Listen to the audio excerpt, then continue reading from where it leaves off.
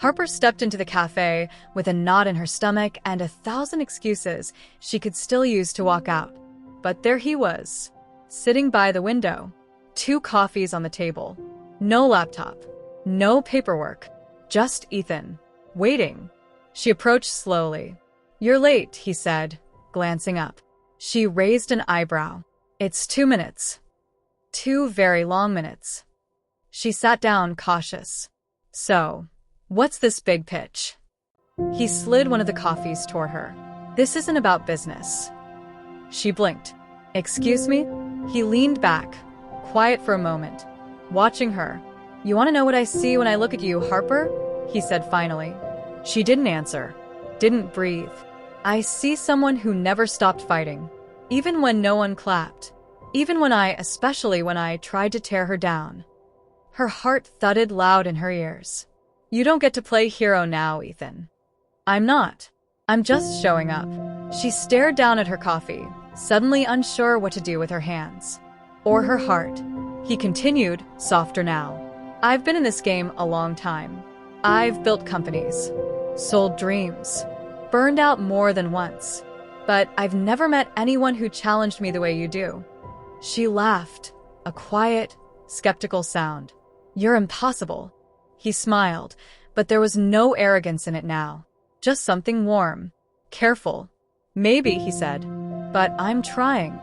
Silence settled between them. Not awkward, but real. Raw.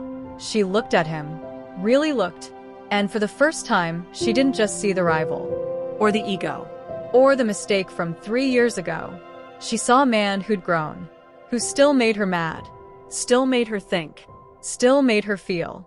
Too much. Her phone buzzed in her bag. Olivia, probably wondering why she hadn't updated her on the latest verbal war. Harper ignored it. Instead, she asked, "What happens if I walk away?" Ethan didn't flinch. "Then I'll still invest. Still back your company. But I'll always wonder what we could have built beyond the business." Her chest ached, but in the softest, strangest way. This wasn't the part where hearts collided or lips met. This was the part where 2 people sat across from each other, years of pride and pain between them, and chose to see what was still possible. Harper stood. "I need time." "I'm not going anywhere," he said. And she believed him. It had been 17 days since the coffee shop. 17 days of early morning meetings, late night edits, a pitch deck that had been rebuilt from the ground up, and Ethan. Always near, never crossing the line. But Harper felt him. In every note he left in the margins. In every pause before he said her name. In every moment when his silence spoke louder than words. They were building something together now. Not just a business. Not just trust. Something unnamed. Something quietly dangerous. The night before the final investor round, they were alone at her office. Everyone else had gone home.